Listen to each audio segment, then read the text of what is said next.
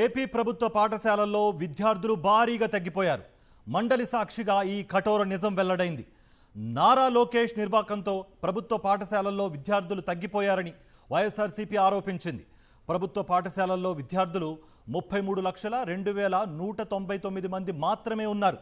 YS Jaganmohan Reddy హయాంతో పోలిస్తే 4,10,000 మంది విద్యార్థులు తగ్గిపోయారు. మండలిలో వైఎస్ఆర్సీపీ ఎమ్మెల్సీల ప్రశ్నకు మంత్రి నారా లోకేష్ సమాధానం చెప్పారు. 2023-24లో ప్రభుత్వ పాఠశాలల్లో 37,10,000 మంది విద్యార్థులున్నారు.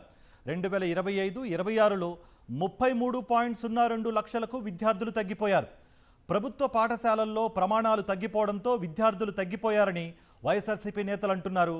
సీఎం చంద్రబాబు, మంత్రి లోకేష్ చర్యలతో ప్రభుత్వ పాఠశాలలు నిర్వీర్యం అయిపోతున్నాయని వైఎస్ఆర్సీపీ ఆగ్రహం వ్యక్తం చేస్తోంది. కూటమి ప్రభుత్వం చేతకానితనంతో ప్రభుత్వ బడుల్లో విద్యార్థుల సంఖ్య భారీగా తగ్గిపోయింది.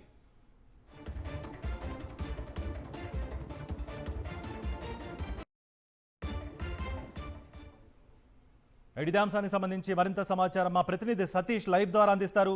సతీష్, వైఎస్ఆర్సీపీ నేతలు చెప్తోంది ఒకటే, ప్రమాణాలు తగ్గిపోవటం వల్లే అండ్ ప్రభుత్వం మారటం వల్లే విద్యార్థులు తగ్గిపోయారు.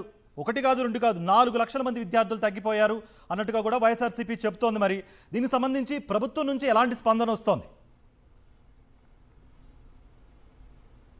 కార్తీక్, ఈరోజు శాసన మండలి సాక్షిగా ఆంధ్రప్రదేశ్ రాష్ట్ర ప్రజలకు ఒక కఠోరమైనటువంటి నిజం వెల్లడైందని మనం చెప్పొచ్చు. ఎవరు ఊహించింది, ఎవరు ఆశించినది. సాధారణంగా రాష్ట్రంలో ఎవరైనా సరే సాధారణ పౌరుల దగ్గర నుండి ప్రజాప్రతినిధుల వరకు ప్రభుత్వ పాఠశాలల్లో విద్యార్థుల నమోదు సంఖ్య పెరగాలని కోరుకుంటారు. చదువుకునే వారి సంఖ్య పెరగాలని కోరుకుంటారు. ఉన్నతమైన చదువులకు వెళ్ళాలనేటువంటి సంఖ్య పెరగాలని కోరుకుంటారు. కానీ గత 15 నెలల్లో చంద్రబాబు ముఖ్యమంత్రిగా, ఆయన కుమారుడు మంత్రి నారా లోకేష్ విద్యాశాఖ మంత్రిగా బాధ్యతలు చేపట్టినటువంటి తరుణంలో ఈ శాసనమండలి సాక్షిగా ఒక దారుణమైనటువంటి నిజం వెల్లడైంది.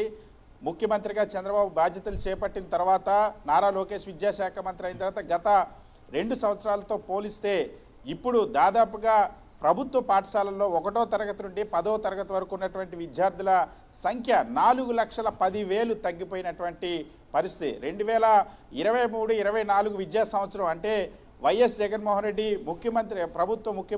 ముఖ్యమంత్రిగా ఉన్నప్పుడు ఆ ప్రభుత్వంలో చివరి విద్యా సంవత్సరం అయినటువంటి 2023-24తో పోలిస్తే ఇప్పుడు 2025-26 విద్యా సంవత్సరంలో విద్యార్థుల సంఖ్య 4,10,000 తగ్గిపోయింది.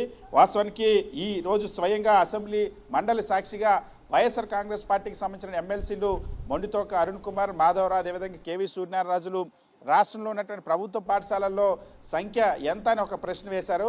దానికి అధికారికంగా మంత్రి నారా లోకేష్ సమాధానం ఇచ్చారు. ఆ సమాధానంలో 2024-25 విద్యా సంవత్సరంలో 33,44,158 మంది ఉన్నారు. అదేవిధంగా 2025-26 అంటే ఈ విద్యా సంవత్సరంలో 33,02,199 మంది ప్రభుత్వ పాఠశాలలో 1వ తరగతి నుండి 10వ తరగతి చదువుతున్నటువంటి విద్యార్థులు ఉన్నారని తేల్చారు. అయితే వాస్తవానికి ఇది 4 క్రమంగా ఏ స్థాయిలో తగ్గిపోతూ ఉన్నారో సూచించేటువంటి లెక్క ఇది.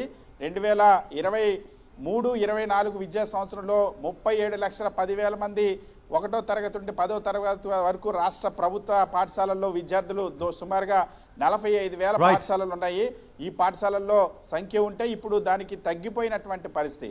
విద్యా ప్రమాణాలు తగ్గిపోవడం, ఇంకొక వైపు ఏదైతే టీచర్ల బదిలీలో జరిగినటువంటి లోపాల వల్ల, అదేవిధంగా 6 పాఠశాలలు 9 పాఠశాలలు చేయడం, కొన్ని చోట్ల ప్రభుత్వ పాఠశాలల్ని విలీనం చేయడం, దాంతోపాటుగా ముఖ్యంగా ఇక్కడ ఈ రాష్ట్ర ప్రభుత్వం వచ్చిన తర్వాత గత ఏడాది అమ్మఒడి పథకాన్ని పూర్తిగా ఎగనామం పెట్టింది. రాష్ట్రంలో ఉన్నటువంటి దాదాపుగా 77 లక్షల మంది విద్యార్థులకు సంబంధించి అమ్మఒడి ఇవ్వలేదు. దీంతో డ్రాప్ అవుట్స్ పెరుగుతున్నటువంటి పరిస్థితి.